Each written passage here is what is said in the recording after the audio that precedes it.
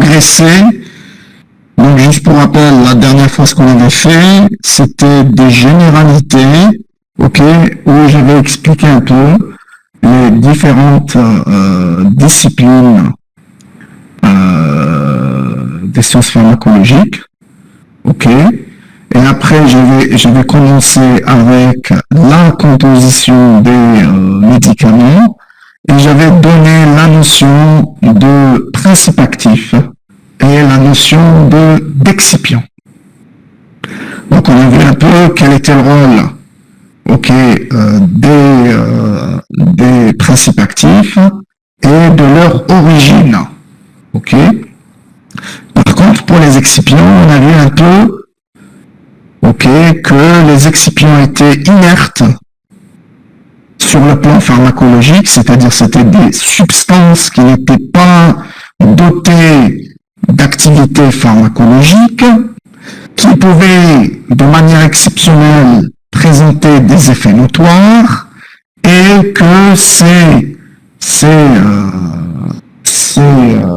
excipients étaient quoi?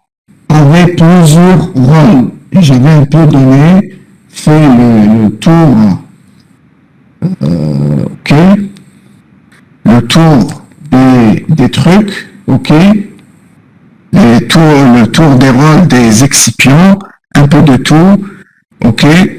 Par exemple, on avait vu les édulcorants, on avait vu les délitants, on avait vu les véhicules, on avait vu un peu de tout. Troisième chose qu'on avait fait ensemble, c'était quoi? C'était la dénomination des médicaments. On a vu comment on appelait les médicaments, d'accord? On a vu qu'il y avait 3 noms, ok? Les noms scientifiques ou chimiques, la DCI, la dénomination commune internationale, et il y avait bien sûr le nom commercial. Très bien. Maintenant, on passe à un dernier point concernant ces généralités, et ça concerne aujourd'hui la classification des médicaments, c'est-à-dire comment on peut classer nos médicaments, comment on va les classer. Il y a plusieurs types de classification, plusieurs types. Je vais donner l'essentiel de ces classifications. Je vais citer quelques-unes. Alors, la première que je vais citer, c'est la classification chimique. C'est-à-dire, vous allez classer les médicaments en classe chimique selon la structure chimique de votre principe actif.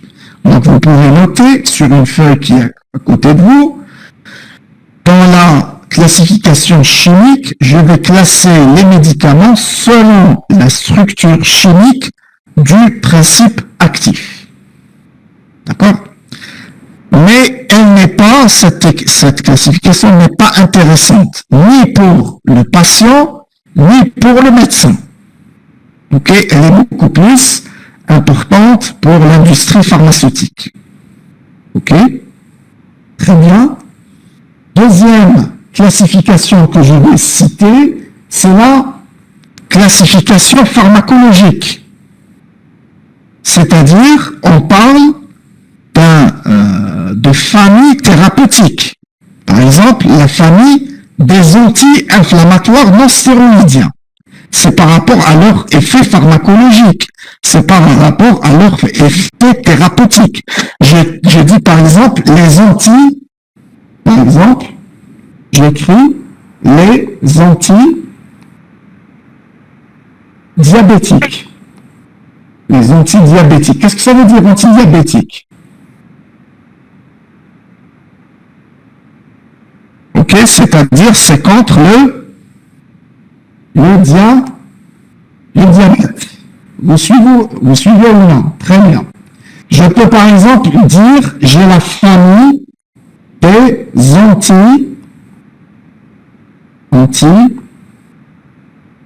hypertenseurs. C'est contre quoi les anti-hypertenseurs? Contre l'hypertension artérielle. Ok?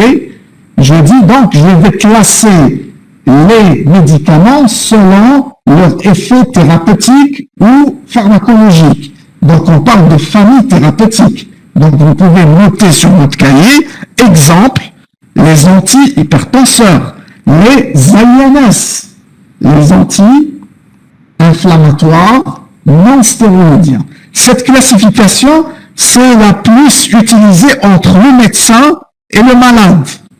Vous allez chez le médecin, il va vous donner des antibiotiques. C'est une classe thérapeutique. Il va vous donner des anti-inflammatoires. C'est une classe thérapeutique. Il va donner à votre grand-mère un antihypertenseur. C'est une famille thérapeutique. Ok? Elle est largement brassée entre les médecins, les cliniciens et le malade. Très bien. On a une autre classification. Okay? Une autre classification, on l'appelle la classification ATC. Alors, c'est quoi cette classification ATC? Je vais l'expliquer. C'est une classification qui est complète, qui prend à la fois la structure chimique, qui prend à la fois la classe thérapeutique, qui prend à la fois l'organe cible du médicament. C'est, entre parenthèses, mettez, c'est la classification la plus complète. Mais c'est une classification qui n'est pas utilisée par le médecin.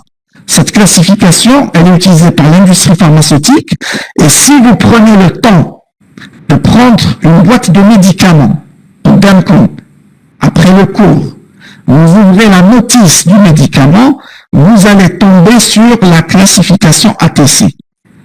D'accord? On l'écrit carrément sur la notice. Ok? Je vais l'expliquer qu'est-ce que c'est ATC. Une dernière classification, la classification vénéneuse. La classification vénéneuse. La classification vénéneuse, par exemple, elle est importante pour le pharmacien. Ok, pour le pharmacien, pourquoi il saura, ok, qu'est-ce qu'il faut donner ou là, qu'est-ce qu'il faut pas donner ou là, qu'est-ce qu'il pourra vendre sans qu'il y ait ordonnance ou là, ce qu'il faut vendre avec ordonnance. On appelle substance vénéneuse. Je m'attends une substance vénéneuse, une substance qui est quand même toxique, qui présente une toxicité élevée. D'accord? Et je pense que parmi vous, vous connaissez au moins, c'est-à-dire la famille, la classification thérapeutique ou la pharmacologique, et vous connaissez au moins la classification vénéneuse, vous allez voir que c'est des choses que vous connaissez. D'accord? Très bien. Donc on va aller plus loin. On va commencer avec la classification chimique. Je donne juste un inconvénient. Je dis que la classification chimique, elle n'est pas pour le malade, elle n'est pas intéressante pour le médecin, elle n'est pas intéressante pour le pharmacien, elle est intéressante en fait pour l'industrie pharmaceutique, pour les chimistes ou là pour l'industrie pharmaceutique.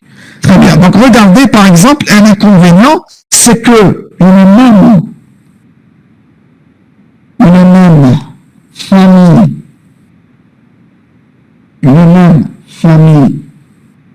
chimique, une même famille chimique, يقدر تكون عندنا différents effets pharmacologiques et effets thérapeutiques, différents effets thérapeutiques. نعطيكم un exemple. Là,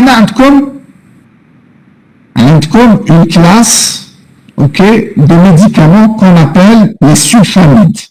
عندنا اسم la famille chimique et comme exemple les sulfamides. وعلاش نعطيهم les sulfamides? Pourquoi? Qui peut me dire pourquoi? Parce qu'ils présentent un groupement sulfate. Regardez, on va le vérifier ensemble. Hein? On va vérifier ensemble. Regardez, il y a un groupement sulfate. Le premier médicament. Le deuxième médicament qui a un groupement sulfate. Le troisième médicament, on les appelle la famille des sulfamides. Sur le plan chimique, c'est des sulfamides. Malheureusement, on donne des effets thérapeutiques très différents. C'est comme un exemple. Le Dawnil, c'est du glibenclamide. Je pense que parmi vous, vous connaissez le glibenclamide. On le donne pour le diabète de type 2. D'accord? Eh bien, c'est un antidiabétique. le Bactrim. Est-ce que vous connaissez le Bactrim?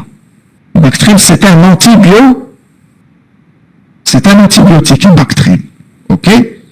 Donc, c'est un antibiotique. L'hydrochlorothiazide, c'est un antihypertenseur. Le Lasilic, c'est d'Atarfa. Ok? Donc, finalement, c'est pas intéressant pour le médecin, parce que dans le médecin qu'on a le sulfamide, le diabète, et le Bactrim qui est sulfamide, il y a un antihypertenseur qui est, donc c'est pas intéressant, parce que dans la même famille chimique, j'ai plein de médicaments qui ont des effets pharmacologiques différents. Donc, la classification chimique, elle est finalement intéressante pour l'industrie pharmaceutique. C'est la classe des sulfamides, mais la classification chimique n'a aucune conséquence, n'a aucune relation avec la classification thérapeutique. D'accord? Très bien. On a un autre exemple. Ok? L'exemple deuxième, classification pharmacologique, tout à l'heure des exemples, comme les INS, comme les antihypertenseurs. Par contre, la classification pharmacologique, elle est plus adaptée au médecin. Ok, le médecin, il fait les médicaments, il va apprendre par cœur, il a une liste dans les antihypertenseurs, une liste dans les antidiabétiques, une liste dans les antibiotiques. Donc, c'est en famille pharmacologique. Donc, on vient à la classification ATC. Le protocole, c'est la plus complète que vous trouvez sur la notice des médicaments. Alors, c'est quoi ATC? Que veut dire A? Que veut dire T? Que veut dire C? Alors, le A, c'est anatomical. C'est anatomique, le A. C'est-à-dire, le médicament, il est destiné à quelle partie anatomique de votre corps? Est-ce qu'il est destiné au système digestif, ou est-ce qu'il est destiné au système nerveux central, ou est-ce qu'il est destiné à des micro-organismes, là? Donc, c'est anatomique, là.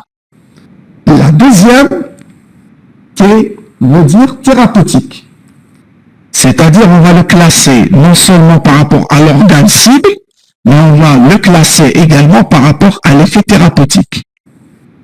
Si c'est pour le système digestif, est-ce que c'est un anti-émétique, contre les vomissements, ou là, est-ce que c'est un antidiarrhéique, c'est-à-dire contre la diarrhée, ou là, est-ce que c'est contre l'acidité gastrique? Donc, on va le classer selon la thérapie. Le C, c'est une classification chimique. C'est-à-dire, ce médicament, est-ce qu'il fait partie des sulfamides, ou là, il fait partie des azotés, ou là, on va le classer sur le plan chimique. C'est pour ça que je vous ai dit, c'est la classification la plus complète. Mais elle n'est pas utilisée par le médecin. Elle n'est pas utilisée par le malade. Le médecin, c'est un nom beaucoup plus la classification thérapeutique, pharmacologique. Alors, je donne un exemple ici. On vous dit que cette classification est subdivisée en 5 niveaux. 5 niveaux hiérarchiques. Ok? 5 niveaux de hiérarchie. Le premier, c'est classe anatomique. Ok? D'ailleurs, c'est un anti-infectieux. Il n'a pas un organe cible ou une erreur. Il est systémique. Donc, comme un organisme, toute la circulation, il va attaquer une bactérie, par exemple. C'est un anti-infectieux. Maintenant, une lettre, c'est un jargon. Hein? Si c'est un anti-infectieux généraux, maintenant la lettre J. J. Un journal. Maintenant, la sous-classe thérapeutique.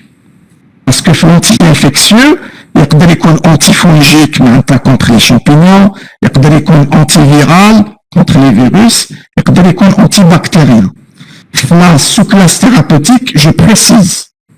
Je dis que c'est un antibactérien. Et je lui donne un chiffre.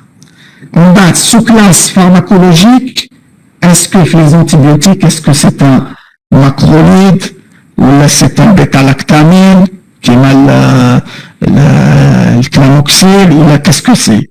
Ok, donc on lui donne. La sous-classe chimique, c'est la structure cellulin-cosamide. Le principe actif, c'est le clindamycine, par exemple. Donc, la classification ATC par la clindamycine, c'est le J01FF01 clindamycine. Ça, je dis bien, je vous ai expliqué, comme c'est quoi l'ATC. Mais je ne vais pas vous dire, ok, donnez-moi la classification ATC, vous n'allez pas l'apprendre par cœur. Vous allez seulement savoir que cette classification, c'est la plus complète et qu'elle existe. D'accord? Que la classification ATC existe et que vous allez la trouver dans les notices des médicaments et qu'elle est intéressante pour l'industrie pharmaceutique. Ok? Elle n'est pas intéressante ni pour le malade ni pour le médecin. Est-ce que c'est compris? Cette diapo, je l'envoie, mais elle n'est pas à mémoriser. C'est juste que vous compreniez que cette classification existe. Fantoni ou la nahdar bl-arabia? C'est bon? Très bien, parfait. Ok. Parfait. Il nous reste maintenant, qu'est-ce que j'ai dit tout à l'heure? Il nous reste la classification vénéneuse. Et j'ai dit que cette classification, ok, vous la connaissez forcément. Et j'ai dit que c'est intéressant. Cette classification, c'est les Français, c'est une classification française, mais qui est appliquée en Algérie, ok, qui est intéressante. Elle aide le pharmacien, elle aide le malade à reconnaître les médicaments qui se vendent avec ordonnance et les médicaments qui se ne vendent pas avec ordonnance. Vous allez voir que vous connaissez très bien cette classification vénéneuse. Alors, c'est quoi cette histoire de classification vénéneuse? Donc, on dit qu'une substance est vénéneuse, ok, lorsque le principe actif, ou les principes actifs avec S, qui composent vos médicaments, sont dangereux pour l'organisme. Bon? Très bien. Donc la question que je vous pose, est-ce que vous avez remarqué, par exemple, que dans certains médicaments qui sont dans la boîte, quelqu'un fait un carré rouge?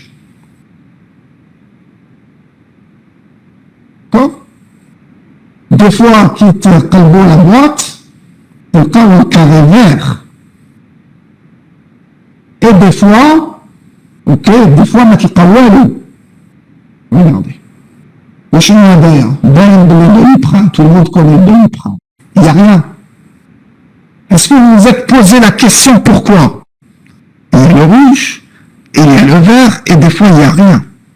S'il n'y a rien, s'il n'y a aucun carré, maintenant la substance n'est pas vénéneuse. Elle n'est pas potentiellement toxique. Ok?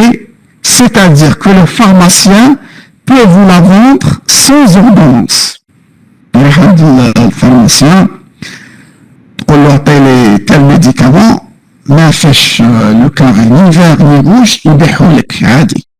Parce que ce n'est pas elle n'est pas, le principe actif n'est pas classé comme substance toxique, comme substance vénéneuse. D'accord? Très bien. Il a le droit de vous le vendre sans ordonnance. Ok? Très bien. Par contre, s'il y a un carré rouge ou un carré vert, eh ben là, il faut qu'il y ait une ordonnance. Là, je vous comment ça fait. J'ai vu des gens, qu'est-ce qu'il y a écrit sur les boîtes de médicaments? Mettre hors de la portée des enfants. Ok? أنا شفت طفل اللي يجي عند الفارماسيان يشريها يدخل عند الفارماسيان يجيب ورقة من عند جداه c'est un médicament pour le cœur, ok, et qui a une belle couleur de dragée, d'accord? Il va demander au pharmacien, le pharmacien fait un carré rouge et il donne au gamin qui a 7 ou 8 ans et 8 ans. En fait, en fait, normalement, c'est grave, c'est-à-dire, ce qui est en rouge ou ce qui est en vert, normalement, c'est des médicaments qui ne se vendent que sous ordonnance, ok? Très bien. Même si vous partez, vous lui demandez un antibiotique c'est un carré rouge. Ok, donc interdit. Normalement, on ne vous vend pas d'antibiotiques sans ordonnance. Ok, donc je vais expliquer. Donc, Khalili a dit c'est quoi la différence entre le vert et le rouge. Je vais l'expliquer, d'accord?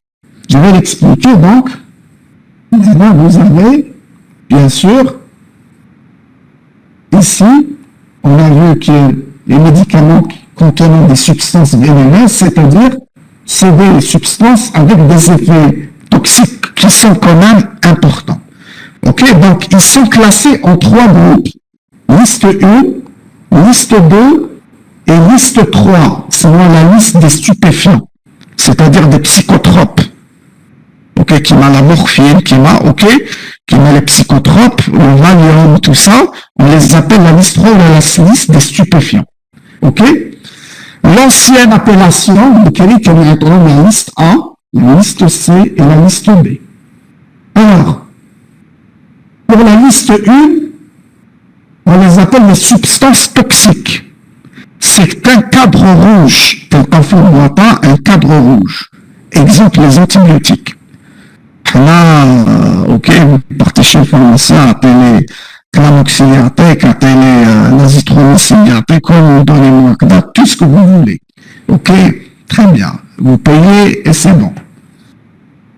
La liste 2, c'est qui?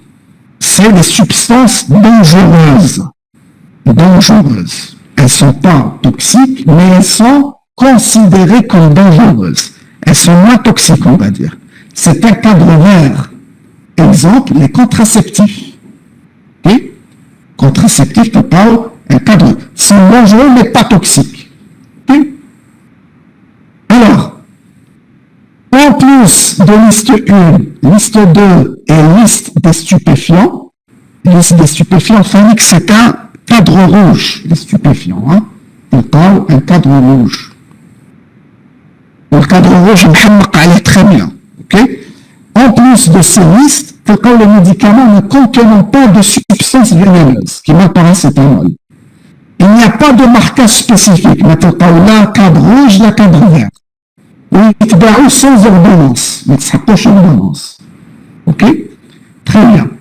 Donc, regardez, ici, vous avez, que ce soit le carré rouge, que ce soit le carré vert, c'est uniquement sur ordonnance. C'est uniquement sur ordonnance. C'est-à-dire, c'est la loi. Maintenant, si vous partez très loin à la pharmacie pour qu'on BO, les affaires, comme la recette n'est pas assez conséquente, ce sera entre votre conscience, ok, et votre boulot. Ok, très bien. Moi, je suis en train de vous sensibiliser. Hein. Ok, donc, je vais juste vous expliquer, par exemple, si je compare la liste 1 à la liste 2, ok, il y a l'ordonnance, la délivrance de l'ordonnance, elle est non renouvelable. Pour la liste 1, qui te dit une ancienne ordonnance du pharmacien, mais à Télex, il peut le dire, parce que quand il y a des malades, qu'est-ce qu'ils font? Il laisse le doigt, il prend l'ancienne ordonnance, il va partir chez le pharmacien, il va acheter avec une ancienne ordonnance. C'est pour le pouvoir faire les doigts. Non, ça ne marche pas avec la liste 1, avec le cadre rouge.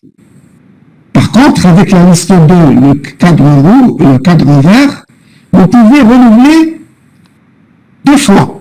Même si c'est une ancienne, chez les par exemple, au mois de décembre, chez les médicaments, c'est comme au mois de janvier, on dit de chaud, sans aller chez le médecin. Vous pouvez encore acheter avec la même ordonnance. Ça les aide à palmer pour la chercher. Il faut que la date de l'ordonnance n'expire pas. Avec le carré vert, une date d'expiration de 12 mois. Très bien. Et les super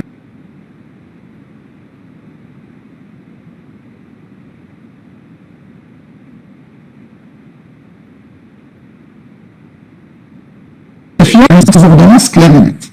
Très bien. Donc ça, je vais vénéneuse, qu'elle se fait en fonction de la toxicité du principe actif. Le principe actif est soit classé en molécule toxique, ou c'est la liste U, soit en molécule dangereuse, c'est la liste 2, c'est un carré vert, soit c'est un stupéfiant, c'est la liste 3, c'est un carré rouge, soit c'est un médicament non dangereux et vous n'avez trouvé aucun cadran, ni vert, ni rouge. Très bien. Parfait. Est-ce que vous avez compris?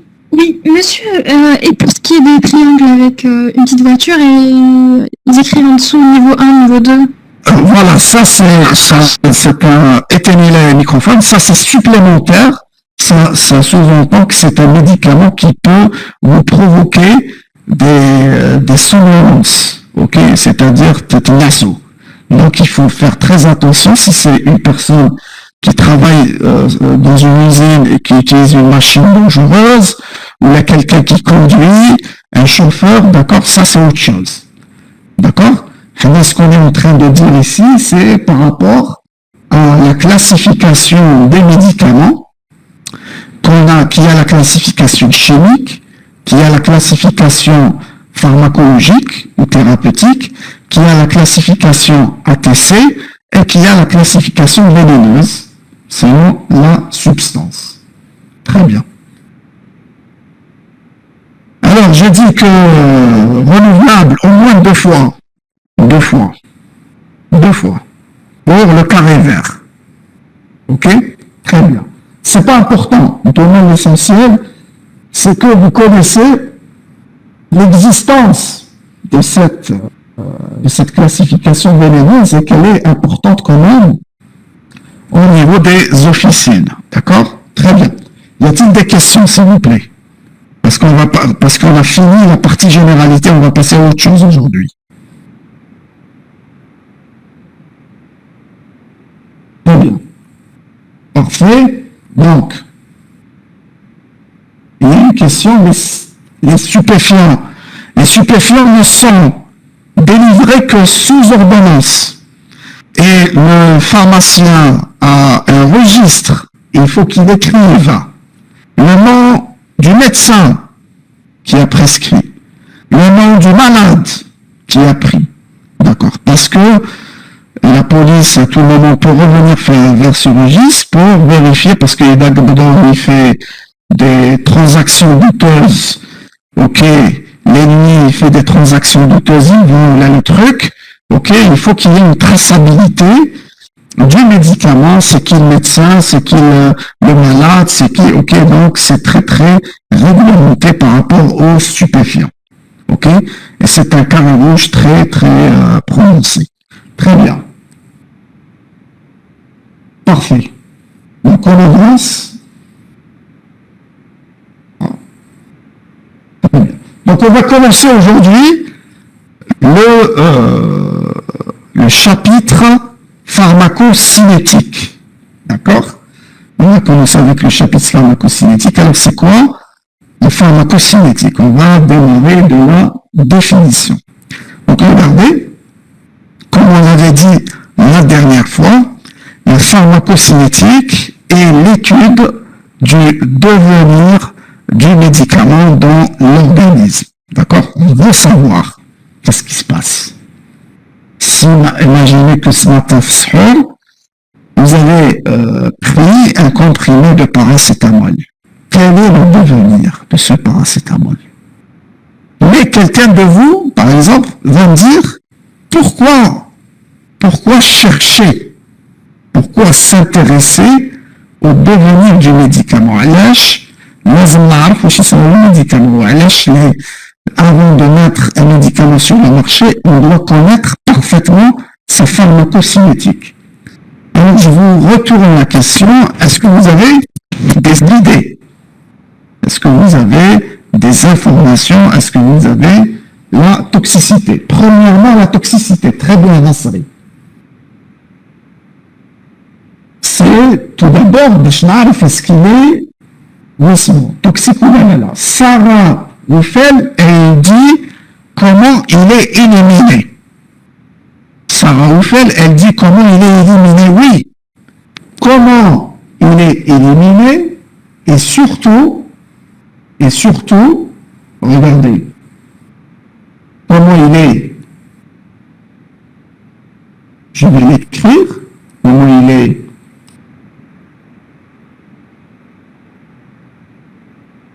éliminé. Alors, il y a quelqu'un qui a écrit pour déterminer la dose efficace. Non. Pour déterminer la dose efficace, c'est les techniques de pharmacodynamie. C'est le deuxième chapitre. Et maintenant, la partie devenir. Qu'est-ce qu'il devient? Est-ce qu'il est absorbé? Est-ce qu'il n'est pas absorbé? Est-ce qu'il est... D'accord? On veut connaître son devenir.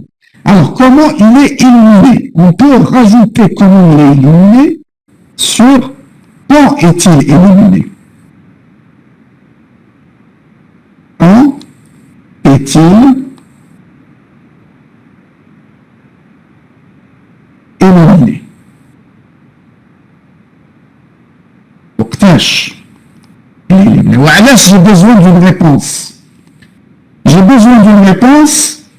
Imaginez que un médicament A, si il est administré, on va dire administré, s'il est administré, il est éliminé après 8 heures.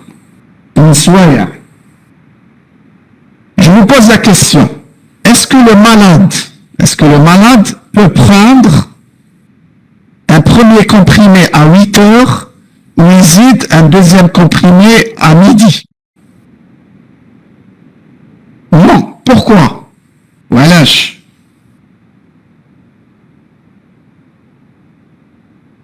Parce que en étudiant le devenir du médicament, vous avez vu que le médicament, après 4 heures, le médicament chez le malade. Il doit un deuxième comprimé ou chez un surdosage ou une autre chose. Donc,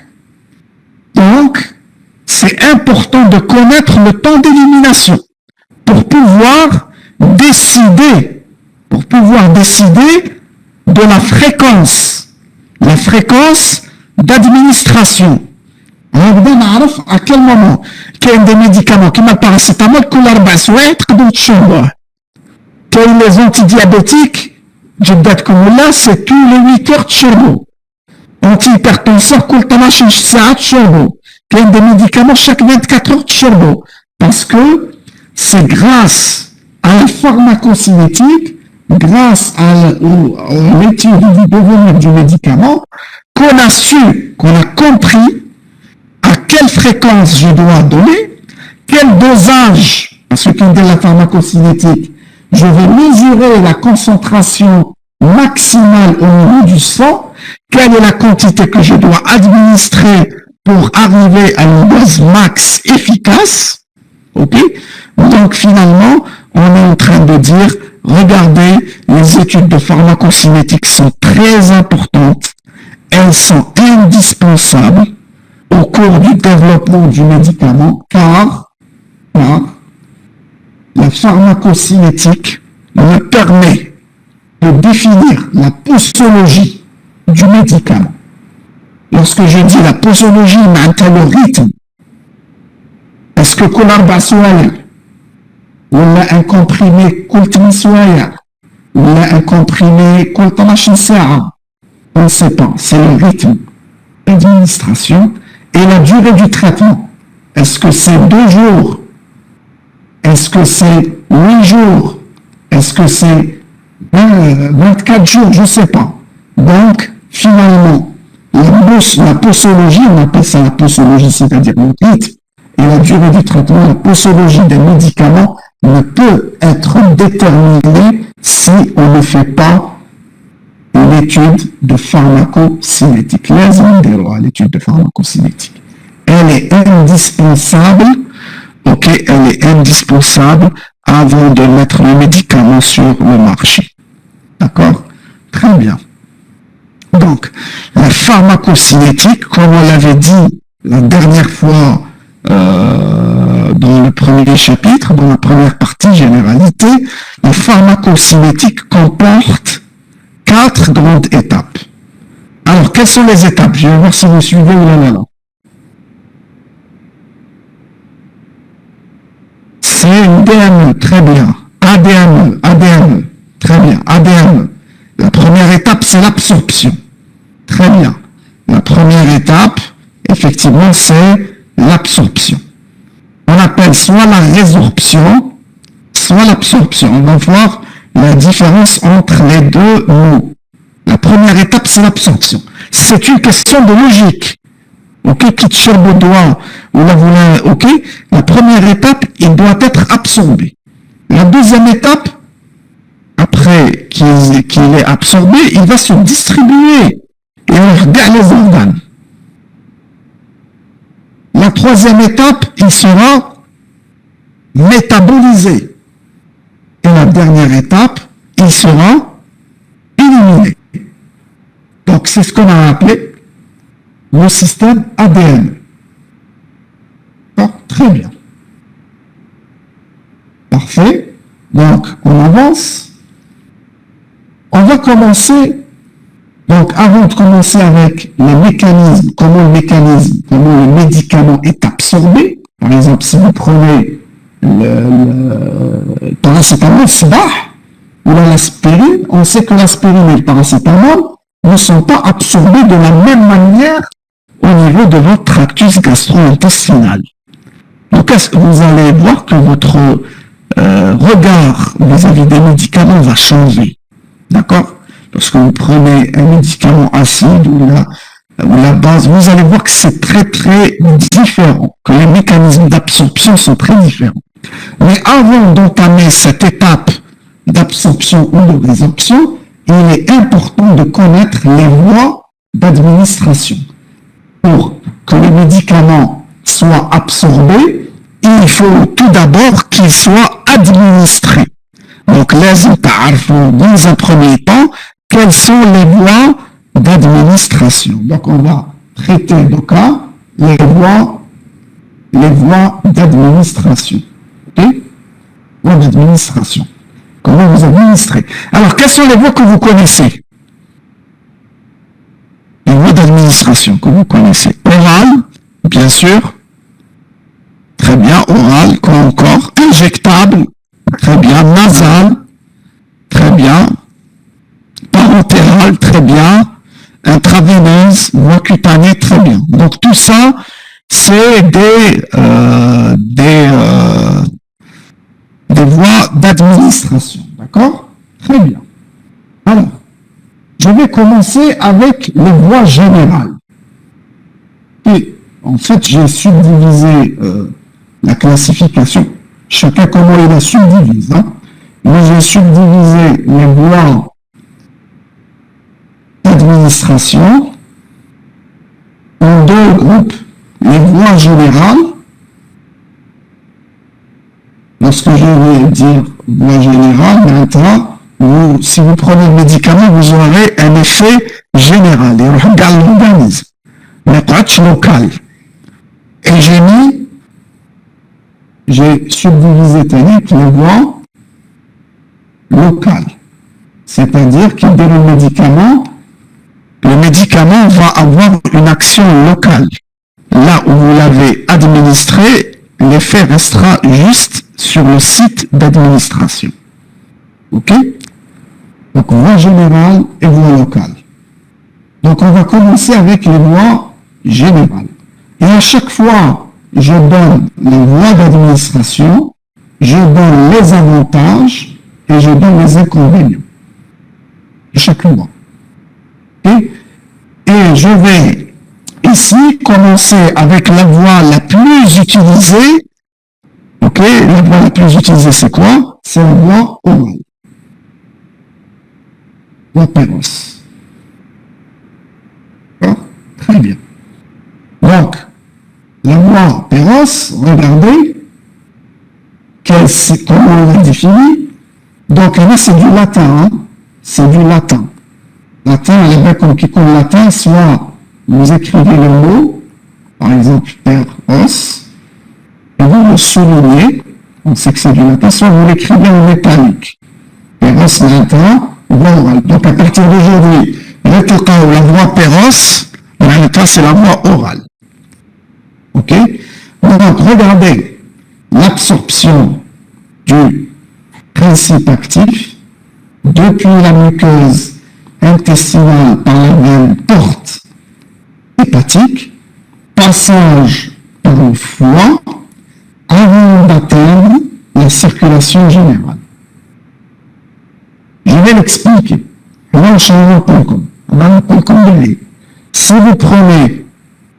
Si vous prenez un médicament par voie orale, il happe l'estomac, il est dissous votre médicament. Soit c'est un sirop, il est déjà dissous. Soit c'est un comprimé ou un gélule, il va se dissoudre. Une fois qu'il se dissout, on sait qu'il sera absorbé, soit par l'estomac, soit par les intestins, soit à la fois par l'estomac et les intestins. Une fois absorbé, il passe vers la circulation générale. Chez générale, on l'appelle la veine porte hépatique. Veine porte hépatique. Je vais l'expliquer plus bas. Je vais l'expliquer. Là, je peux dessiner. Dans l'œsophage, vous avez un estomac. Vous avez un estomac. Il vient ici. Et vous avez les intestins. Et hop. Voilà. Et vous prenez votre médicament. Ok? Vous le prenez par voie orale. Un médicament dose, l'œsophage, il va arriver au niveau de l'estomac. Il est absorbé. S'il est absorbé, il va aller vers où? Il va déverser la circulation. C'est des capillaires sanguins qui vont aller vers une veine, la veine porte. Et là, qu'est-ce qu'il fait les intestins? Il y a un médicament, au niveau des intestins. Il est absorbé par les intestins et il passe vers la veine porte. La veine porte, la veine porte. Le problème avec la péros, la voie orale, c'est que les médicaments, lorsqu'ils sont absorbés par la muqueuse gastrique ou la muqueuse intestinale, le médicament est la veine porte. La veine porte, elle est liée à quoi? À quel organe? La veine porte. Le foie. Elle est liée au foie. Et vous savez qu'est-ce qu'il y a le foie? Le foie, vous savez qu'est-ce qu'il fait? C'est quoi le rôle du foie? Et que vous devez le rôle taha. Est-ce que vous vous êtes déjà posé la question, c'est quoi le rôle? Oui, elle fait du métabolisme. Donc, du glucose sous forme de glycogène, dégrade, produit des corps cétoniques, fait de la néoglycogénèse, dégrade les substances xénobiotiques, elle fait pas de filtration du sang. La filtration du sang, c'est les reins qui filtrent. Une fois, qu'est-ce qu'il va faire? Il va dégrader les substances. Il va les métaboliser. On ne parle pas de filtration, on va parler plutôt d'épuration et de métabolisme. Épuration et de métabolisme. Le mot filtration, on va plutôt le garder pour les reins, filtres. La filtration, c'est pour les profanes, les mères. Vous êtes des biologistes, on garde épuration et on garde métabolisme pour le foie, et on garde filtration pour le rein. D'accord? Donc finalement, il détoxifie, le rôle du foie il détoxifie, il produit les protéines, beaucoup de protéines du sang, l'albumine est produite le foie, les facteurs de coagulation chez M. Chérifi sont produits par le foie, d'accord, il fait le métabolisme, il est pur, ok, donc il est plein d'enzymes de métabolisme, il est pur, ok, il fait de l'épuration. Donc, je vous pose une question simple, logique de bon sens, et ça n'est qu'on du bon sens. Il donne le médicament d'Yali jazz, flamme porte, ou il haq le foie. Wesh راح يصير له في le foie selon vous? Il peut être, on va dire, peut-être dégradé. Il peut être dégradé. Il peut être, ok? Donc finalement, il va subir, on va utiliser le mot métaboliser. Il va être métabolisé par le foie. En date, le métabolisme n'est jamais à 100%. Il y a une partie qui échappe. Une partie du médicament qui échappe au métabolisme. C'est elle qui va arriver vers le cœur et le cœur va l'envoyer vers tous les organes. Médicaments ilhaq. Donc finalement, tous les médicaments que vous prenez par voie orale vont, avant d'arriver vers la circulation générale, ils vont passer tout d'abord par le foie. Ils vont subir un premier métabolisme. D'accord? C'est ce qu'on appelle un premier passage hépatique. On l'appelle le premier passage hépatique. D'accord? Donc je reviens vers la voie orale.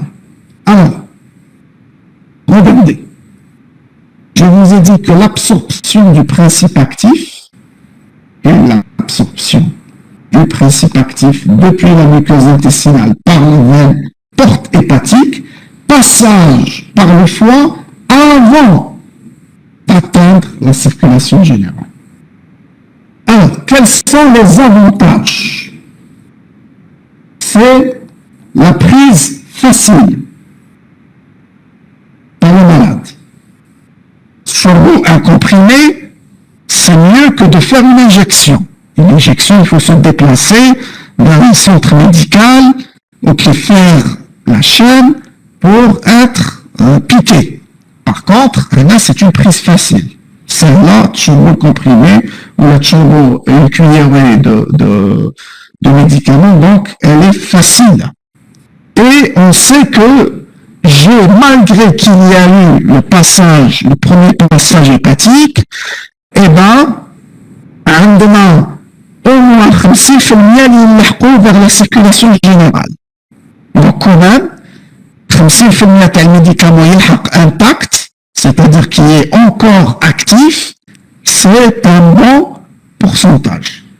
Maintenant, qu'est-ce qu'il en est par rapport aux inconvénients? Ok, aux inconvénients. Quel est l'inconvénient? Le premier inconvénient, c'est que vous pouvez altérer, ok, le médicament peut être altéré par, ok, le principe actif, altération du principe actif par une sécrétion gastrique et intestinale. Il y a certains médicaments, par voie orale. Quand ils sont dégradés par les sucs digestifs, ou par l'acidité gastrique. Donc, dans certains cas, les médicaments sont altérés. Donc, vous aurez un faible effet thérapeutique. Comme un deuxième inconvénient. C'est quoi le deuxième inconvénient? C'est l'inconvénient du premier passage hépatique. Ok? Le premier passage hépatique. Donc, dégradation par le foie avant l'arrivée dans la circulation générale. Donc, ça pose comme un problème. Il y a des médicaments qui sont fortement métabolisés par le foie. Donc, vous aurez une très faible quantité qui va arriver dans la circulation générale. Si vous prenez les médicaments par voie orale. Ok? Donc, finalement, ça pose problème, ces deux inconvénients qui sont liés à la voie orale. C'est les sucs digestifs et la notion du premier passage hépatique. Très bien. Est-ce que vous avez des questions par rapport au premier passage hépatique? Okay, parce que c'est très important de comprendre cette notion. Alors, très bien. Parfait. Ok. Donc regardez, voilà le tube digestif. Si je prends le tube digestif, ok. Si vous prenez un médicament par voie orale, le médicament il passe automatiquement par la veine porte hépatique. Il va passer vers le foie. باش يخرج من الفوا le passage par le foie il sera métabolisé حتى باش يخرج من الفوا باش يروح للسيستم كاف باش يروح vers le cœur باش يروح vers les organes. Très bien. Maintenant on va parler de ce premier passage hépatique. Donc le premier passage hépatique consiste en une perte, ok, en une perte d'une partie du principe actif par métabolisme après son administration, après l'administration du médicament et avant son arrivée dans la circulation générale. Regardez, il y a la définition du premier passage hépatique qui est une par voie orale. Avant d'arriver vers la circulation générale, il passe par le foie. Et là, il est métabolisé, donc on a une perte d'une partie du médicament. Ok? Alors, il y a une question. Monsieur, est-ce que il y a, lors du métabolisme, est-ce qu'il y a une partie qui échappe? Oui. Qui échappe ou je m'appelle échappe? يخرج من الفوق. C'est ça ce que veut dire échapper. يخرج من الفوق, c'est-à-dire, c'est normal. Le sang, il trop le foie, il y a du produit du foie. C'est comme ça. Et puis, l'artère, du dème, on va décharger, la veine porte plutôt, pardon, on décharge le dème, on va le dème, il charge, le cœur. Ok? Et on va dire, il va être épuré le sang, بسبحانه بالغلبة. الدم يجوز على الفوق قبل، ومن بعد lorsqu'il est épuré، الدم يعاود يروح على الفنكاف باش لا فنكاف تروح لو كور. لو كور il va la pomper ويبعث لو سون لي فين يعاود يولي في لي زارتير، يعاود يروح لي زورغان، ومن بعد كاع واش يخرج لي زورغان يعاود يجوز باغ لا فين بورت هي رايحة. C'est pour épurer votre sang. On est obligé de l'épurer, hein, c'est important. On est en train de l'épurer. Donc, il va échapper le cœur. Lorsqu'il va sortir du cœur, il va vers les organes. Ok? Très bien. Ok? Très bien. Ok? Parfait. Donc, c'est ça le premier passage hépatique. Hein?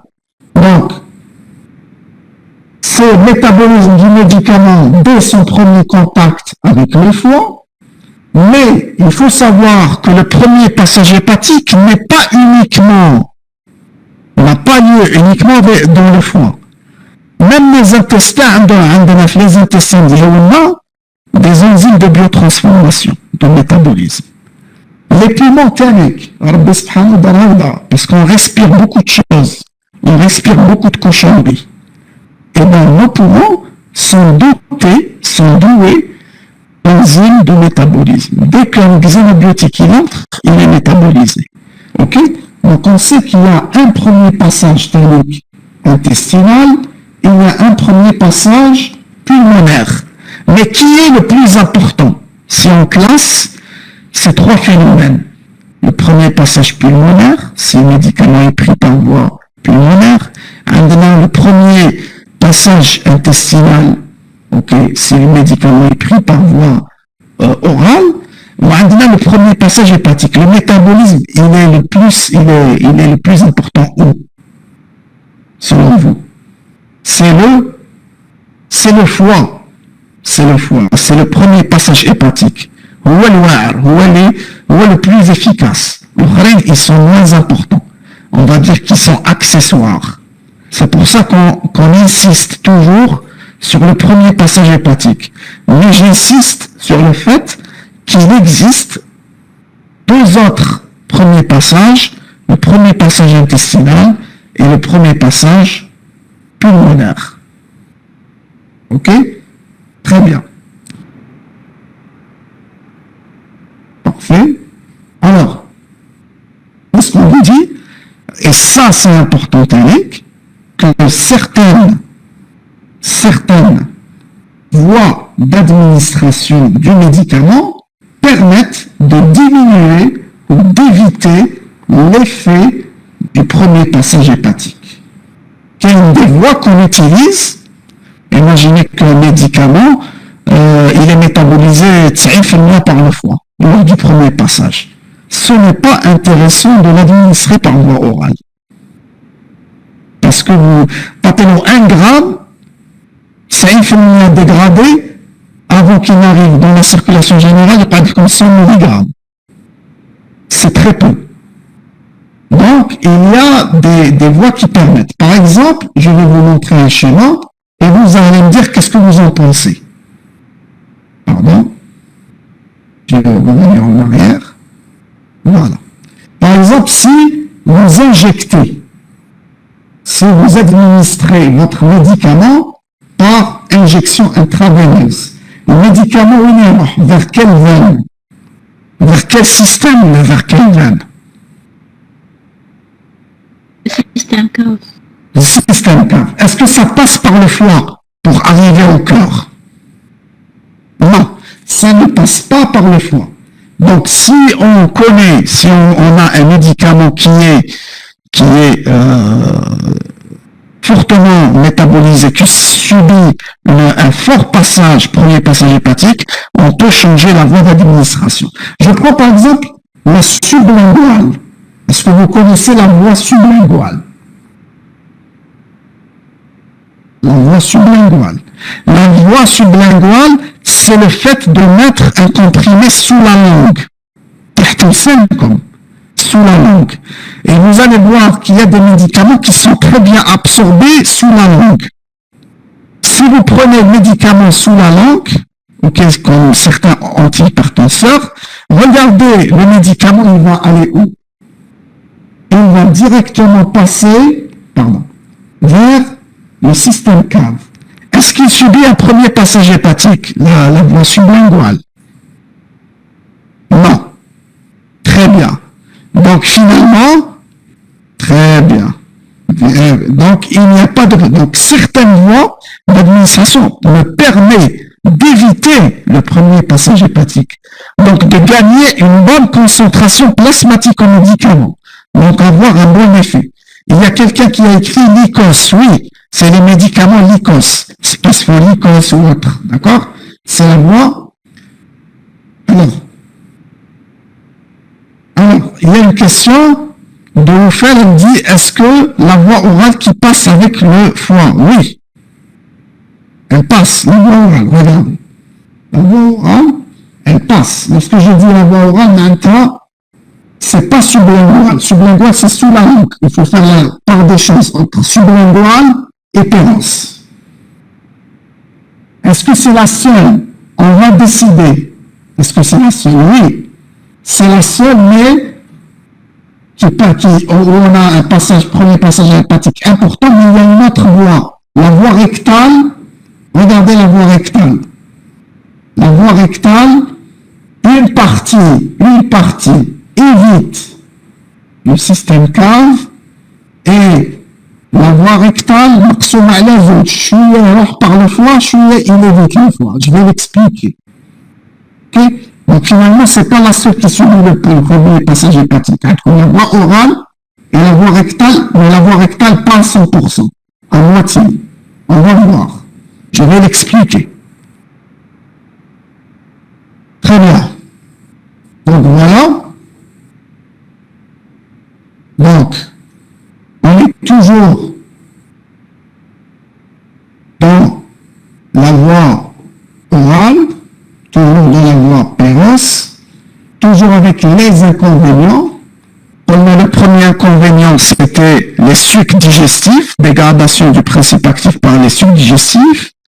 Le deuxième inconvénient, la voie orale, on avait dit, c'était le premier passage hépatique, on avait une dégradation du médicament. Et un troisième inconvénient, c'est quoi? C'est activité non immédiate. باش يكون عندكم ان افي ثيرابوتيك لازم يكون على الاقل نص ساعه 20 minutes نص ساعه ولا اكثر des fois 1 heure pour avoir un effet. Imaginez si vous avez une douleur intense, ok, une urgence. Est-ce que vous allez utiliser la voie orale? Non. Vous allez plutôt utiliser la voie injectable. Parce que le médicament sera directement disponible dans la circulation générale. Donc, le troisième inconvénient, c'est la lenteur. Très شوية الحال. لازمنا على الأقل au moins 20-30 minutes pour que le médicament puisse arriver à la circulation générale. Et en plus de ça, quatrième inconvénient, c'est que possibilité d'irritation. Le fait d'utiliser certains médicaments comme les médicaments acides et tout ça, ça peut irriter par exemple l'estomac et tout ça, donc ça peut provoquer des problèmes gastriques. Et donc, irritation du tractus gastro-intestinal et interaction alimentaire. Des fois, lorsque vous mangez, la bouffe, la nourriture que vous avez pris n'est pas adaptée aux médicaments. Vous aurez donc une interaction mauvaise entre les médicaments et... Donc finalement, il y a quand même des inconvénients liés à la voie orale. Très bien. Ok. Alors, on est toujours... Voilà, on est toujours avec la voie générale, c'est-à-dire un effet systémique, la voie générale. On est dans les voies parentérales. Le chemin est parentéral. L'inverse, c'est entéral.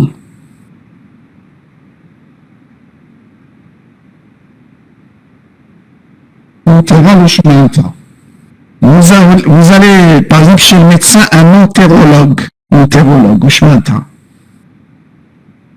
Entéro, c'est tout le tractus gastro-intestinal. Donc, la voie entérale, par exemple, c'est la voie orale. Voie orale. Okay. La voie rectale, ça passe par le tractus gastro-intestinal, entéral. La voie parentérale, c'est-à-dire qu'il ne passe pas par le tractus gastro-intestinal. C'est quoi le parentéral? C'est les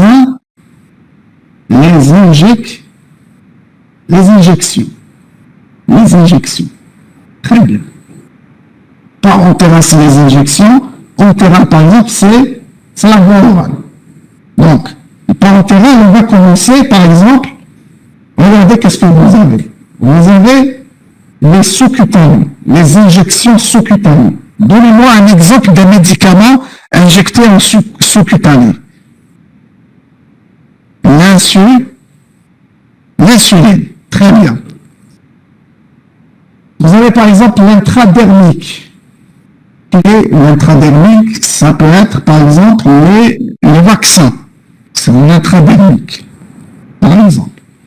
Comme l'intramusculaire. Par exemple, vous injectez des antibiotiques par voie intramusculaire. Vous injectez en intraveineuse. C'est-à-dire que c'est une parentérale. L'intraveineuse, vous la connaissez directement dans une veine. Vous avez les perfusions. Le chemin de perfusion. C'est quoi la perfusion?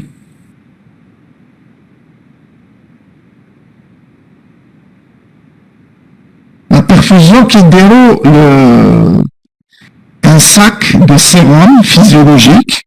Vous mettez le médicament à l'intérieur du sac, ok, et le médicament va passer lentement vers le patient. Ça sera du goutte à goutte. Qui fait des gouttes à goutte, on a des choses, la tubulure, et il entre via un cathéter à l'intérieur d'une veine. Donc ce n'est pas une injection. L'injection, c'est en une seule fois. En une seule fois, vous injectez votre médicament. Mais ça, une perfusion, c'est petit à petit que le médicament diffuse vers le patient. D'accord? Ça s'appelle une perfusion.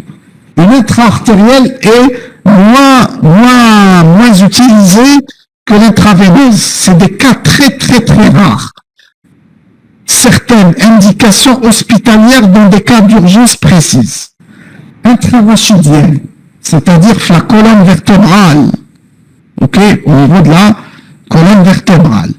Ok, par exemple, vous utilisez la péridurale, les femmes enceintes qui vont accoucher, on va leur injecter, par exemple, à ce niveau-là, une anesthésie. Ok, pour bloquer la douleur. Vous avez l'intracardiaque. C'est-à-dire qu'elle est très rare, mais elle existe dans des cas extrêmes où le médicament est injecté directement dans le cœur. Ok, c'est vraiment hospitalier, c'est généralement lors des opérations chirurgicales, mais elle se fait. Elle est réalisable par des spécialistes. Très bien. Donc on va voir, pour ces voies parentérales, quels sont les avantages et quels sont les inconvénients. Très bien. Donc, c'est quoi les avantages, c'est quoi les inconvénients? Donc, pas d'altération. Regardez le premier avantage. Pas d'altération du principe actif par les sécrétions gastriques. Si on la compare avec la voie orale, pas de PPH, ou sinon pas PPH. C'est quoi le PPH? C'est le premier passage hépatique. Donc on a vu que il n'y a pas de PPH, il n'y a pas de premier passage hépatique, puisque le médicament passe directement vers la veine cave. Très bien. Et on a un autre avantage, c'est la troisième, quantité plus faible de principes actifs administrés par la voie orale. Parce que, puisqu'il n'y a pas de premier passage hépatique, il n'y aura pas de perte. Donc on va injecter moins. Donc il y aura moins de médicaments. Donc le médicament coûtera moins cher. Il y a moins de principes actifs. Bien sûr, et on a, bien sûr, un effet qui est immédiat. On a des effets immédiats, comme l'a dit notre camarade, ok? Donc, pour trouver la perfusion, l'intracardiaque et l'intra-artérielle, la résorption est totale. C'est-à-dire, à part la sous-cutanée, l'intradermique et l'intramusculaire, c'est pas forcément immédiat. Parce que, pour que le médicament passe du tissu musculaire, du derme, du tissu sous-cutané vers la circulation générale, ça prend du temps. Par contre, si vous injectez directement à l'intérieur d'une veine, ok, le médicament, il est de manière instantanée. C'est-à-dire, vous injectez, le médicament, il est disponible. Donc, on va dire que le médicament, parmi les avantages toujours, et toujours par rapport aux voies parentérales, ok, que pour l'IV, l'IC, l'IA, la résorption est totale.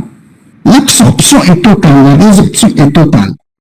Après 100 mg, vous avez injecté 100 mg, le drôle 100 mg, vous êtes tranquille.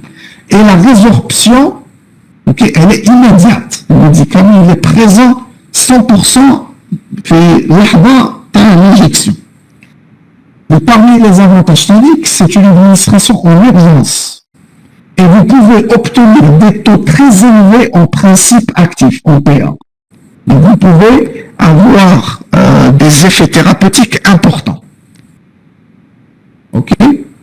Par contre, les inconvénients existent pour la voie parentérale. Le premier, c'est le risque d'introduction de germes pathogènes.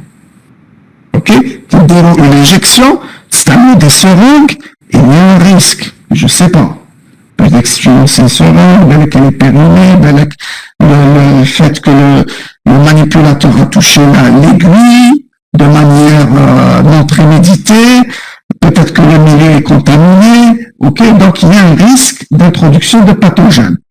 Le deuxième inconvénient, c'est une difficulté d'administration en chronique ambulatoire. مش معناتها en chronique كاين انسان par exemple لازم يدير l'injection intraveineuse لمدة 10 أيام.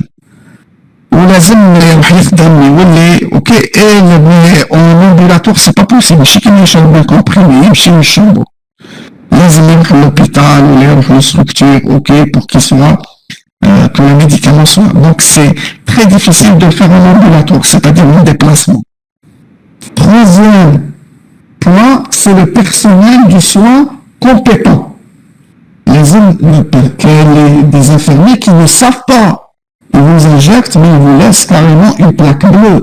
Donc, il faut que vraiment le personnel soit quand même compétent. C'est pas aussi facile que la pérose. La pérose dit le comprimé de chambre et c'est fini. Ok? Donc, c'est parmi les inconvénients. Très bien. Alors, on passe maintenant vers le perlingual. La voie perlinguale. Je pense à la voie perlinguale. Donc, là, on est toujours dans la voie générale, mais cette fois-ci, c'est une voie générale transmucosale. Transmucosale, à travers une muqueuse. Une muqueuse, donc, vous pouvez, après le cours, regarder sous la langue, ok, tirez votre langue et regardez dans un miroir, vous allez voir plein de capillaires sanguins. Votre langue est vraiment irriguée. Voilà, c'est pour ça, à cause de cette irrigation qui est forte, qui a permis d'instaurer ce type d'administration qui est sous la langue. Ok? Donc, la résorption sublinguale, voilà des passages par le jugulaire externe, la veine cave supérieure et la circulation générale. C'est-à-dire, on ne passe pas par la veine porte hépatique. On va l'éviter. On va l'éviter. Ok? Donc, on va le vérifier. Regardez. Carrément, la sublinguale passe directement. Ok? Elle passe directement vers la veine cave. Ok? Donc, finalement, on évite le premier passage hépatique. Ok? Et après, ça va aller vers la veine cave, bien sûr, supérieure. Très bien. Donc, on revient vers cette voie perlinguale. C'est une absorption très rapide. Elle est rapide. Elle est rapide parce qu'elle va directement vers la veine cave supérieure. Là par le foie. Là, le métabolisme est direct. C'est une voie rapide, plus rapide que la voie péros. C'est pour ça que des fois, le malade a de l'hypertension, il y a l'hôpital, il y a un petit cachet sous la langue. Et c'est très rapide. Ok?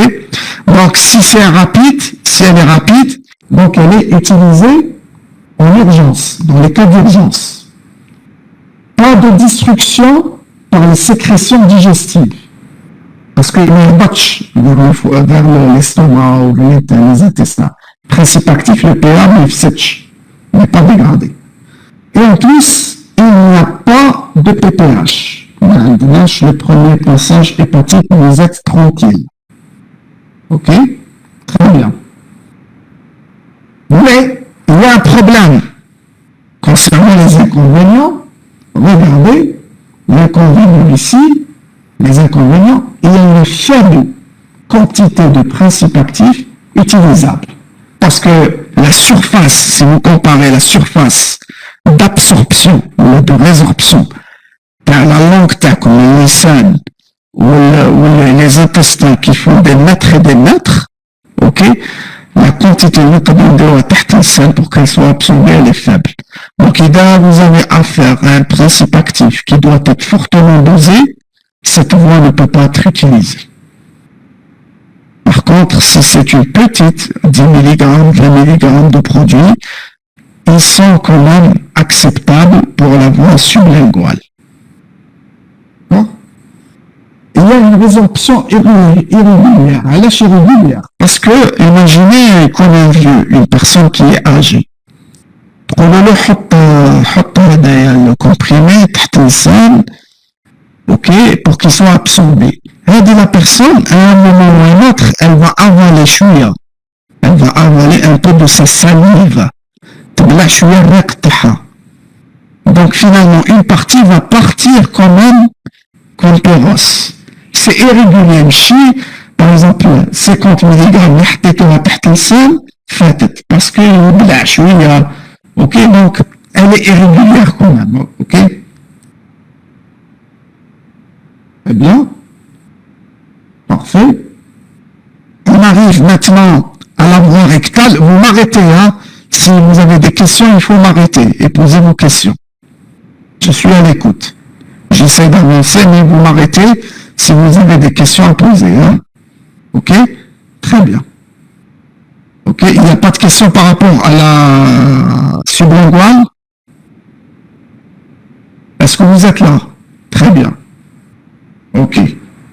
C'est clair. Très bien. On arrive maintenant toujours à la voie générale, ok, à la voie générale transmucosale. Cette fois-ci, c'est la voie rectale. C'est-à-dire lorsque vous utilisez des suppositoires. Des suppositoires, ok?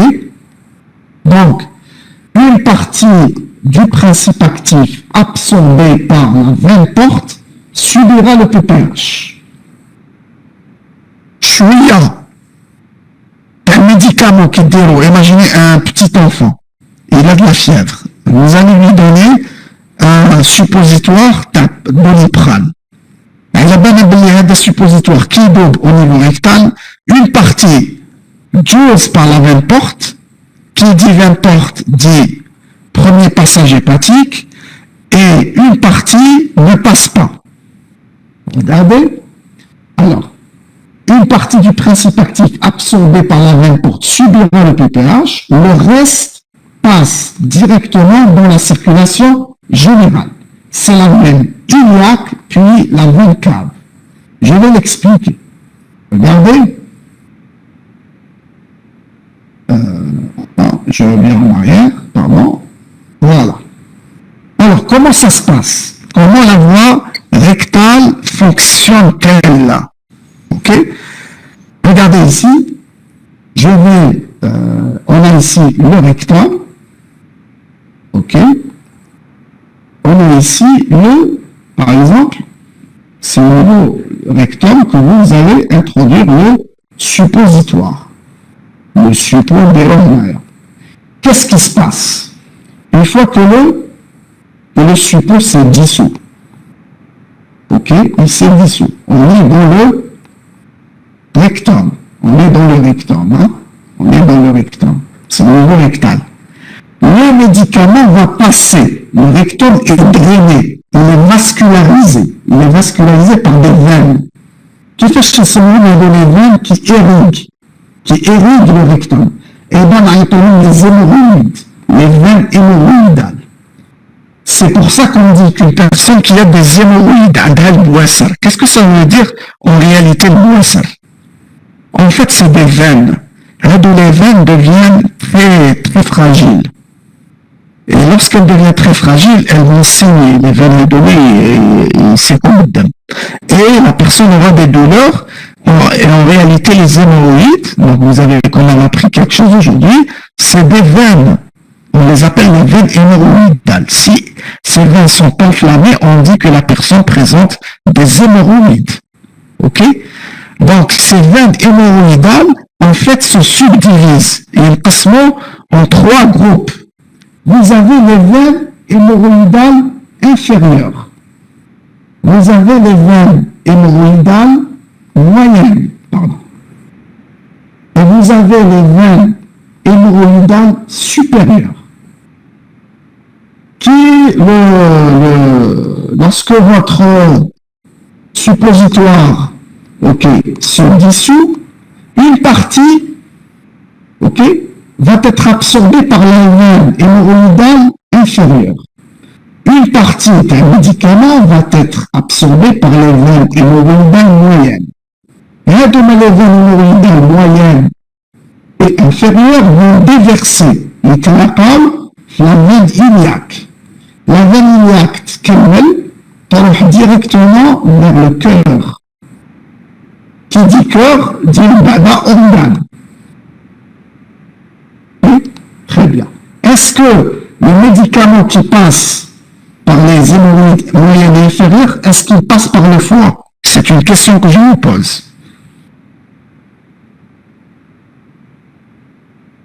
Très bien. Non. ne passe pas, parce qu'on l'a évité. Par contre, dans le cas contraire, si le médicament est absorbé par la veine porte, par les veines hémorroïdales supérieures, ça va aller où? Ça va aller vers la veine porte et le médicament va subir un PPH. On va conclure ensemble que la voie rectale ne permet pas d'éviter totalement le premier passage qui est la voie sublinguale ou la voie intraveineuse. Non. La voie rectale diminue. Une partie du principe actif subit le premier passage hépatique. C'est le principe actif qui est absorbé par les veines hémorroïdales supérieures. Par contre, une autre partie va éviter le PPH, d'accord? Et on dira que la voie rectale diminue le PPH, elle n'évite pas le PPH. Très bien. Donc, je vais lire la question. Il y a une question qui dit quoi? Qui dit... Voilà. Donc, il y a une question qui dit... Est-ce que lorsque le suppôt se dissout, est-ce que le principe actif est absorbé par les trois types d'hémorroïdes? Oui, les trois types de veines hémorroïdales, oui, en même temps. C'est là où il se trouve le principe actif, il est absorbé. Et ça fait que une partie qui est portée par les veines hémorroïdales supérieures vont subir le PPH et les autres là. Ok, mais ça marche comme ça, ok?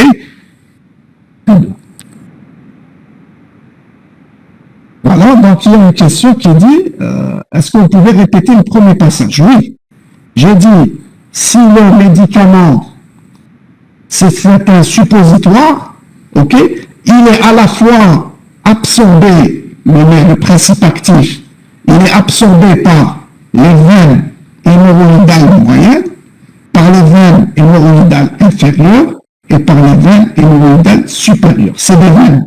Le médicament, il est absorbé au niveau du rectum. Au niveau du rectum, par ces trois types de veines. Le problème avec la veine hémorroïdale supérieure, c'est qu'elle est connectée. Elle est connectée. L'asqa, elle déverse, il déverse dans la veine porte. C'est de l'anatomie, hein? C'est de l'anatomie.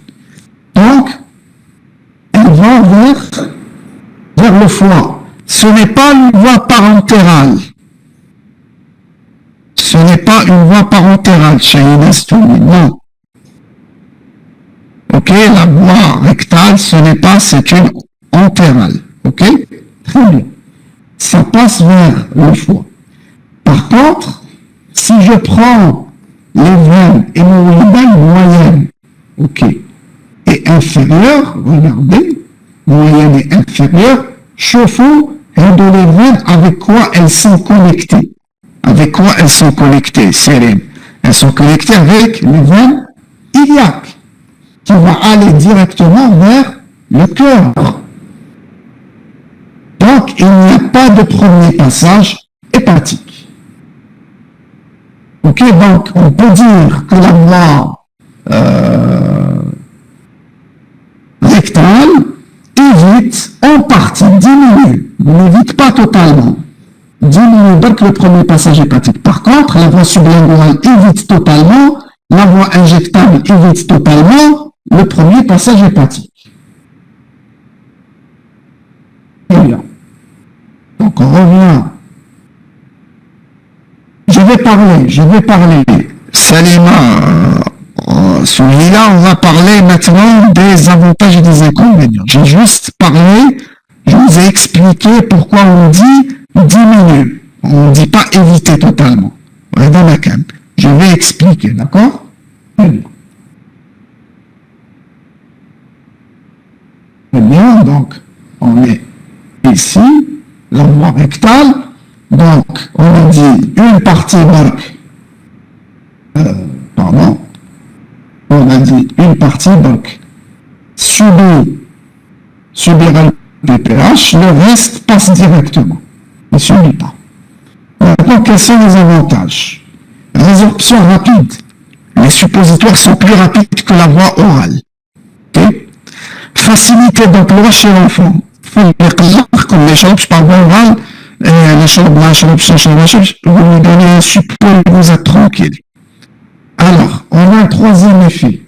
C'est réduction, et j'ai pas dit élimination du PPH comme la sublinguale et l'injectable.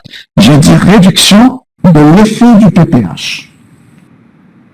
Pas de destruction par les sécrétions digestives, parce qu'on est dans le rectum, mais je fais les intestins, on relâche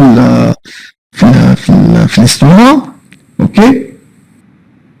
Très bien. Donc, un diamètre barrage, hein? On va juste continuer. Le problème, c'est que, bien sûr, irritation de la muqueuse rectale, ok?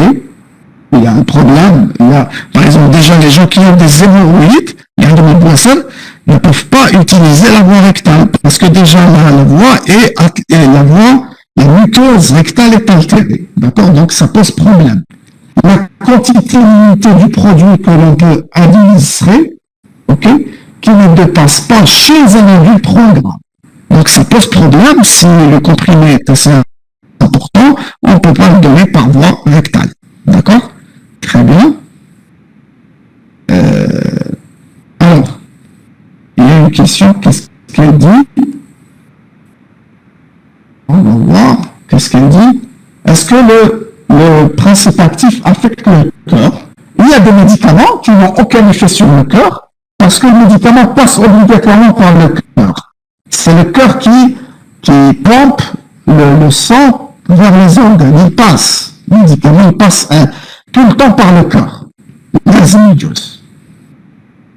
Mais ça, il y a des médicaments qui ont une toxicité. On dit que le médicament est cardiotoxique, et on fait très attention, qui m'a l'hydroxychloroquine. Vous vous rappelez, au début d'un Covid, on a parlé de l'hydroxychloroquine, on a complètement, parce qu'elle avait des effets toxiques sur le cœur. Par contre, la majorité des médicaments qu'on utilise de manière assez fréquente, on va dire, c'est des médicaments qui ne sont pas cardiotoxiques, qui n'ont pas d'effet toxique sur le cœur, paracétamol, aspirine, ce qu'on utilise, ok? Même les trucs antidiabétiques, c'est vraiment rare de trouver un médicament qui marque comme l'hydroxychloroquine ou certains anticancéreux, qui est naloxone, ok? C'est un anticancéreux utilisé dans le cas du cancer du sang. Donc là, il est assez cardiotoxique. D'accord? C'est compris, Sarah? Très bien. Parfait. Parfait. Donc on avance. Et vous avez maintenant la voie percutanée. Percutanée, c'est-à-dire, c'est toujours une voie qui est générale et transmucosale. C'est quoi le percutané? C'est à travers la peau. C'est les patchs. Je ne sais pas si vous connaissez les patchs. Et du sur la autocollant. Fait un doigt, trottant sur la peau. D'accord, c'est des patchs. Aux États-Unis, c'est la mode. Et il y a beaucoup d'antalgiques qui se mettent avec un patch, ok? Et voilà, les patchs douleurs, et ça passe très bien. Donc on dit que c'est percutané, à travers la peau. Okay, mais c'est à action générale, c'est-à-dire l'action, elle est globale sur tout l'organisme. Alors, c'est quoi les avantages? Les avantages, il y a eu le décalage, ok? Pas de destruction par les sécrétions digestives et ni PPH. Donc, lorsque c'est percutané, même comme chez PPH, même comme chez la destruction par les subdigestives, et en plus, c'est une application facile sur le lieu de traitement. Traitement, vous êtes tranquille. Le problème qui se pose, les inconvénients, c'est des réactions allergiques. Le patch peut vous provoquer une réaction allergique. Et bien sûr, vous avez une résorption qui est modifiée selon l'état de la peau. Par exemple, si vous prenez une personne qui est âgée, la peau, elle est comment? Est-ce qu'elle est hydratée ou elle est déshydratée? Une personne très âgée.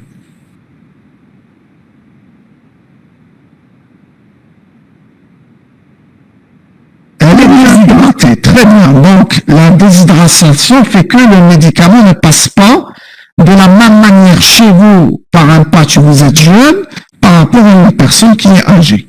Ça n'a rien à voir. Chez la même personne, vous avez une peau qui est normale, et puis vous allez partir par exemple à la plage. Vous allez être bronzé. Eh bien, si vous mettez le patch sur le même coin, eh bien, ça ne sera pas la même résorption, pardon. Parce que l'état de la peau n'est pas le même. Ok, la résorption peut être modifiée selon l'état de la peau. Est-ce que la peau est agressée? Est-ce qu'elle est bien hydratée? Est-ce qu'elle est déshydratée? C'est selon la qualité de la peau. D'accord? Très bien. On arrive maintenant vers les voies locales. On va d'abord par les voies locales. Les voies locales. Ok? Les voies locales, on va commencer avec les voies cutanées. Alors, c'est simple, les voies locales. Ça, comme on dit, pour la Jaïs, par exemple, le format c'est la pommade, donc ils vont la mettre juste, ok, donc, sur le lieu où ils ont la pathologie. Okay? Donc, la voie locale, c'est une application qui est facile sur le lieu de traitement. Par contre, même si vous utilisez la voie cutanée, c'est une voie locale qui a un risque de passage systémique. Et des voies locales. Mais si vous forcez la quantité, parce que là, par exemple, j'ai jamais compris quelle est la quantité que je dois mettre. Est-ce que je mets la frontale Sahara, ou je mets beaucoup, c'est vraiment, on ne peut pas gérer ni la quantité qu'on va mettre. Et des fois, si on met beaucoup, si on tartine, la pommade, et bien, ça peut passer. Voilà, je m'ai dit, on met une noisette. C'est vrai, vous avez raison, mais ça peut, ok, la noisette peut être petite, peut-être moyenne, ok, tout dépend de chaque personne et ça peut passer vers le systémique, ok. On peut avoir une allergie, vous appliquez une pommade et vous êtes étonné d'avoir une réaction allergique, ok. Très bien, et bien sûr, on est toujours en cutané, donc c'est tout à fait normal d'avoir une résorption modifiée selon l'état de la peau. D'accord? Très bien. Voilà. Alors, on a donc les voies locales qui sont transmucosales, ok? C'est-à-dire, نستعمل la voie بصح à action locale. كما الريكتال شفناها déjà voie générale, mais elle existe avec la voie rectale, la voie locale. C'est-à-dire la voie rectale, uniquement pour une action locale. Par exemple, constipation. Quand on a de constipation, on lui donne un suppositoire de glycine. La glycine, la glycine sur le zit, elle va juste lubrifier, faire de la lubrification et ça permet de dégager le bébé. D'accord? Très bien. Les personnes qui ont des hémorroïdes, par exemple, il y a des pommades à action locale. Donc, ils vont utiliser cette voie rectale, mais à visée, à objectif local. Mais on a toujours le même inconvénient qui revient, c'est qu'on peut éviter et avoir des réactions allergiques locales. Comme la voie vaginale, qui existe également. Dans certaines infections vaginales, on donne par exemple un antifongique ou là à action locale. Ok? Donc action locale vaginale, soit sur le vagin, soit encore, ça remonte vers le haut, vers le col de l'utérus. Ok? On appelle ça, c'est des ovules. Ok? On appelle ça, la forme galenique, on appelle ça des ovules. Alors, il y a toujours un risque par la voie vaginale d'avoir un risque de passage systémique parce que la muqueuse est fragile, donc on peut également avoir une irritation. Ok? Alors, dans le cas, la voie nasale. La voie nasale. Ça peut être une action locale, comme ça peut être une voie générale. Ok? La preuve qui est le truc nasal, ok? Il y a des fois on fait le truc nasal, ou fait les yeux, le truc oculaire, on a l'impression de goûter, de le produit. Donc des fois ça passe. C'est vrai qu'on est en train de le mettre le nez, mais ça passe vers le système digestif et ça passe vers le système systémique. Donc, on a le risque, d'accord, d'avoir un passage systémique. Ok, très bien. Ok, عندنا تانيك la voie bucco-pharyngée, d'accord. Je m'attends le conformité, c'est entre c'est au niveau du pharynx, ok? Pharynx. Ok, donc vous avez, c'est une action locale qui là, vous allez partir chez le pharmacien, vous allez dire j'ai des maux de gorge, au début par exemple d'angine, il va vous donner quoi? Une pompe, et vous allez l'utiliser, on appelle ça un antiseptique généralement. Un antiseptique, mais croyez-moi, ça donne rien. Je l'ai utilisé, c'est purement commercial. Je n'ai jamais eu un effet bénéfique. Ok, donc, عندنا la voie pulmonaire, ok, la voie pulmonaire peut être locale ou générale. Locale, par exemple, si vous utilisez la ventoline, par exemple, c'est pour ouvrir les poumons et pouvoir respirer. Et des fois, c'est une action générale. Par exemple, on vous donne un anesthésiant, une personne qui va être anesthésiée, ok, de manière très rapide. Si on veut une anesthésie par la voie, on peut mettre par voie pulmonaire, elle va respirer via un masque. Ok, et la personne va s'endormir. Là, c'est une action qui est générale. Ok, voilà. Très bien, donc selon la taille de la molécule du principe actif. Si la taille est importante, la molécule va être trop greffe les poumons, mais si la taille de la molécule est petite, le médicament principe actif il peut diffuser et avoir une action générale. عندنا تانيك la voie si c'est la voie générale pulmonaire, on a une résorption irrégulière. واش معناتها؟ معناتها الإنسان كيقولوا له تنفس. Il va respirer. Selon la capacité de respiration de la personne, on aura une quantité différente du principe actif qui a été aspiré, et donc on aura une différence de quantité de principe actif qui va arriver au niveau général, au niveau systémique. D'accord? Donc, parmi les inconvénients de la voie pulmonaire, on a une résorption qui est irrégulière. Ok? On a avec la voie oculaire. Je mets ta voie oculaire. Qu'est-ce que ça veut dire une voie oculaire? Oculaire, les yeux, très bien. Les yeux. C'est généralement, c'est une action locale, et bien sûr, le risque, il n'y a pas en pharmacologie un risque zéro, mais ça n'existe pas.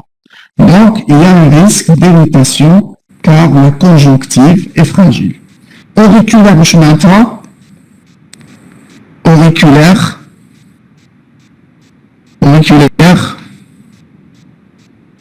Les oreilles. Très bien, c'est les oreilles. Très bien. Donc, c'est l'action locale sur le tympan ou l'oreille externe. Et on a un risque d'autotoxicité. Auto, c'est avec un O, pas un U. Autotoxicité, c'est-à-dire c'est une toxicité qui touche les oreilles, avec risque de percer le tympan. Donc finalement, on a ici tous les inconvénients, tous les avantages. J'ai subdivisé, comme je vous l'ai dit, la voie générale à la voie locale. Dans la voie générale, on avait précoce, la voie parentérale injectable et la voie générale transmucosale. Ok, les transmucosales, voie générale transmucosale, la voie rectale et la voie percutanée. Donc je répète, j'ai subdivisé les voies, V c'est pour voie, on voit les voies générales, c'est-à-dire à effet général sur le corps, ça arrive dans la circulation générale, ou là c'était local. Ok. Et dans les générales, il y a l'antérale, la voie orale, l'antérale, la péros, on a vu la péros, je vais mettre péros. On a vu la voie générale parentérale, tout ce qui était injectable, parentérale. Et on a vu la voie générale transmucosale, c'est-à-dire qui se faisait à travers une muqueuse. Transmucosale, on a vu deux types. On a vu la voie générale rectale et on a vu la voie générale percutanée, les patchs percutanés. Les voies locales, on avait vu plusieurs. Ok? Très bien. Est-ce que vous avez des questions jusqu'ici? Alors, il y a une question, on dit, est-ce qu'il y a un risque pour chaque, comment éviter ces risques? Le risque zéro n'existe pas, j'ai dit. Chaque osmo, si maintenant le médecin voit par exemple que cette voie n'est pas applicable, n'est pas souhaitable à un patient donné, il évite, il donne une autre voie. Ok? C'est en fait le médecin qui décide. Connaissant son patient, il décide, ok, de la voie qu'il va utiliser. Très bien. Ok. Donc, on va avancer ici. Donc, l'ANA, c'est juste une comparaison entre la voie intradermique, ok, la voie sous-cutanée et la voie intramusculaire. L'intradermique se fait dans le derme, ok, l'ANA dans le sous-cutané, ou l'ANA intramusculaire se fait au muscle. Alors, c'est quoi la différence?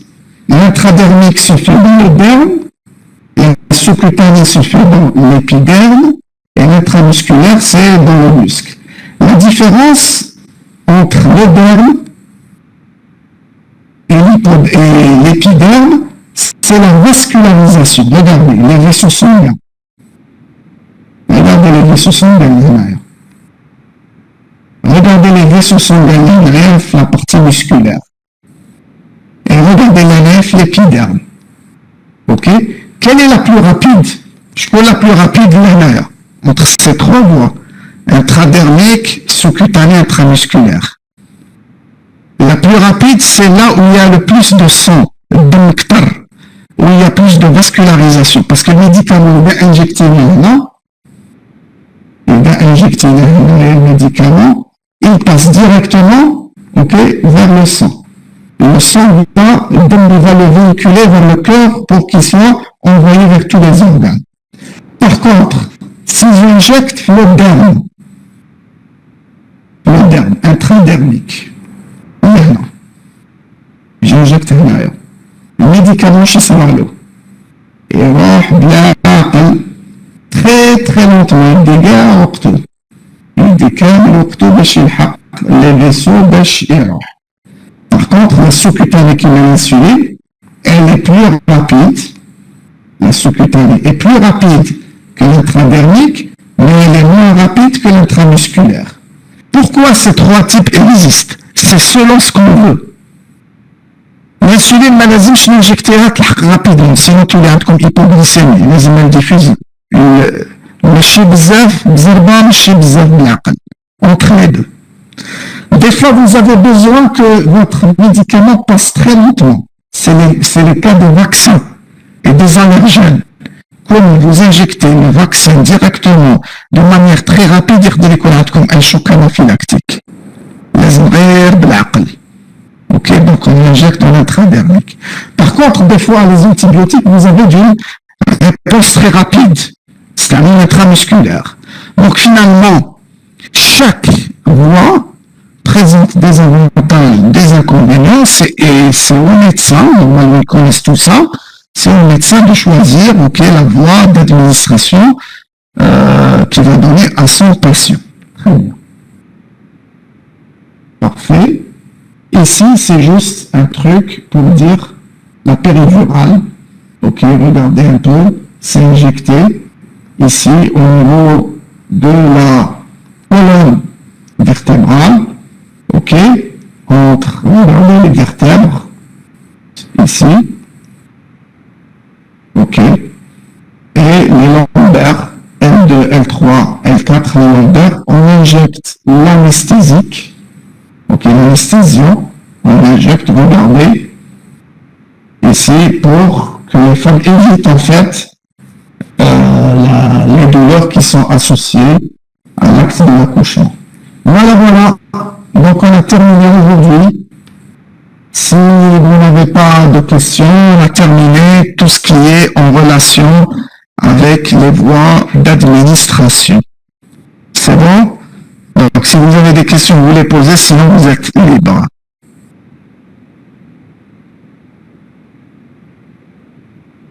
Très bien.